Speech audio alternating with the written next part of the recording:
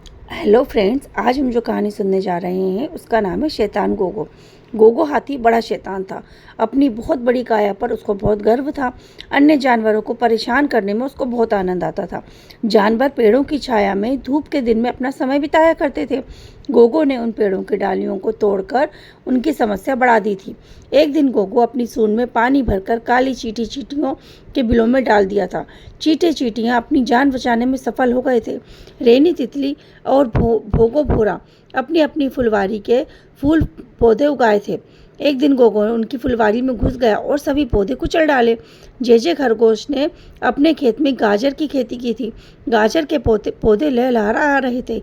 JJ की गैर हाजिरी में गोगो ने गाजर के लहलहाते पौधों को भी रोप डाला। जंपी बंदर अपने मित्रों के साथ एक दिन पेड़ की डाल पर झूला झूल रहा था। गोगो ने उस डाल को तोड़कर उन्हें नीचे गिरा दिया। जंपी के मित्र डंपी उनके सिर पर गहरी चोटें आई थी। उनको अस्पताल में भर्ती करना पड़ा था। कालू भालू के तरबूज खरबूज की खेती बेल उखाड़कर गोगो ने खेत को सफाचट कर दिया था। खेत की दुर्दशा देखकर कालू ने अपना सिर पटक लिया था। गोगो अपनी शैतानी का अंजाम दिखाने से बाज नहीं आ रहा था। जानवर गोगो के रौब और ताकत के सामने सबका अदना और कमजोर अनुभव कर रहे थे। गोगो की शैतानियों को देखकर गोमो गेंडा ने शेरू शेर से कहा, पेड़ों की कटाई से चंपक वन उजड़ा जा रहा है। बचे कुचे पेड़ों की डालियां भी नष्ट हो रही हैं, तो हमें पेड़ों की छाया कैसे मिलेगी? पेड़ों को उखाड़ कर गिराने और पेड़ों की डालियों को तोड़ डालने के लिए का जुनून गोगो के सिर पर सवार हो गया था। यह सिलसिला चलता रहा तो हमें बेघर होने में देर नहीं लगेगी, इसलिए हमें रेंजर साहब के कार्यालय में जाकर गोगो की शिकायत करनी पड़ेगी। शेरू ने सुझाव दिया। एक दिन जानवरों ने गोगो की करतूतों की शिकायत रेंजर जंगू हाथी के पास कर दी। जंगू हाथी उस रेंज का रेंजर था और गज्जू हाथी उस रेंजर का फॉरेस्ट था। गोगो गज्जू का भतीजा था, इसलिए जग्गू ने जानवरों की शिकायत दबा दी। हर आयु में हर बच्चा शैतानियां करता है, आयु बढ़ते ही गोगो सुधर जाएगा, रेंजर जगर ने कहा। इसलिए गोगो का मन शैतानी करने के लिए और भी बड़ा हुआ था।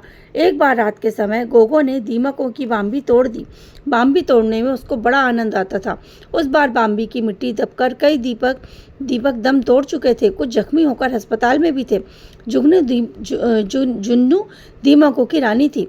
उसकी मुस्तैदी और श्रमिकों के दीमकों को कड़े परिश्रमों के बाद एक दिन से में नई बाम्बी तैयार हो गई थी। लेकिन रात आते ही गोंगो ने पुनः उन दीमकों की बांदी को तोड़ दिया। रानी जुगनू के श्रमिक का दीमक काफ़ी मेहनत की थी, इसलिए इस बार वह एक दिन खड़ी हो जाती, लेकिन बार बार मेहनत से रानी जुन्नू और श्रमिक दीमक थक चुके थे। पिछली रात गोगो ने हर बार की तरह रानी जुन्नू की बाम्बी तोड़कर नष्ट कर दिया। नई बाम्बी तैयार करने में जुन्नू को श्रमिक दीमक जुट गए। रानी जुन्नू एक पेड़ की छाया में बैठकर उन्हें देख रही थी। तभी चींटे चींटियां रानी जुन्नू के पीछे आकर पूछा, जुन्नू क्या कर रही हो? अपने श्रमिकों को परिश्रम करते देख रही हूँ। गोगो ने पिछली रात भी हमारी बाम्बी तोड़ दी। गोगो की शैतानी ऐसी ही चलती रही तो हम कहीं के नहीं रहेंगे, रानी जुन्नू ने चिढ़कर कहा। गोगो को सबक सिखाने के लिए मैं तुम्हारी सहायता करूंगी। आइडिया दो, हमें क्या करना चाहिए?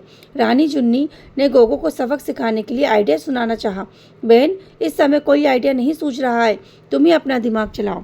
रानी जुन्नू बोली, अच्छी बात है, मुझे सोचने दो, क्योंकि मुझे भी गोगो से बदला लेना है। तेज में आकर रानी जुन्नी ने कहा, किस बात का बदला?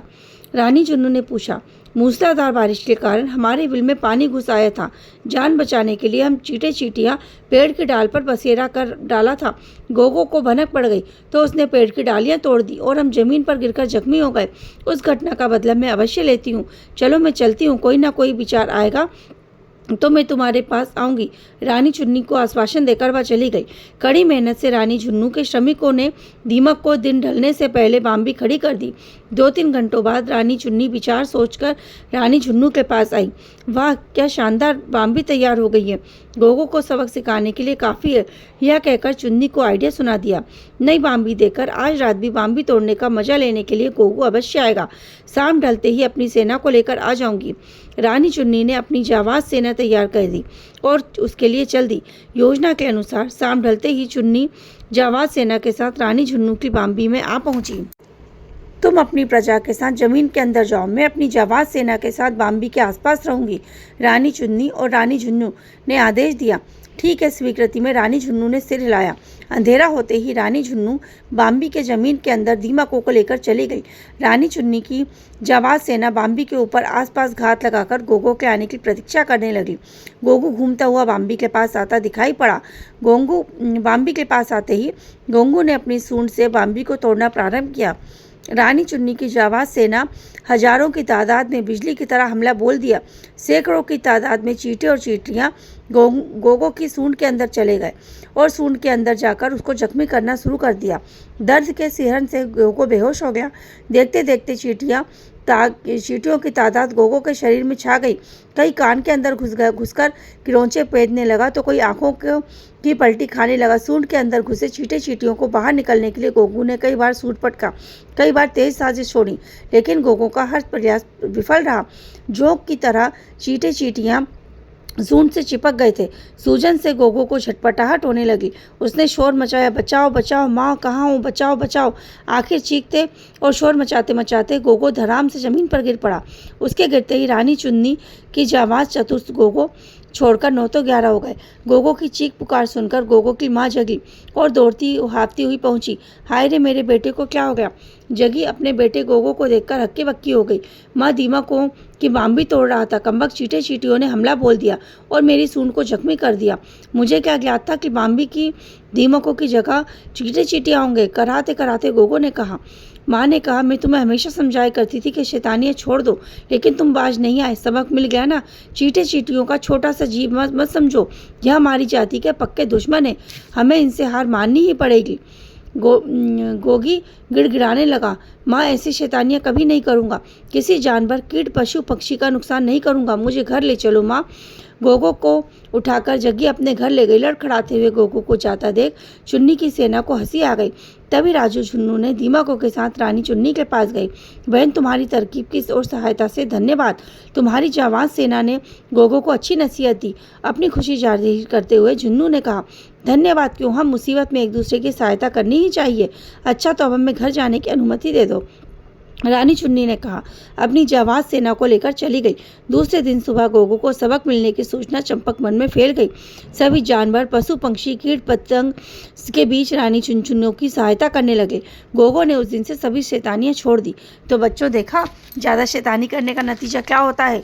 यदि हम कभी किसी का बुरा करते हैं तो हमें भी पक्का उसका दंड अवश्य भोगना पड़ता है, और फिर हमें भी जैसा करा है उसको हमें भी सहन करने की आदत डाल लेनी चाहिए। राधे राधे।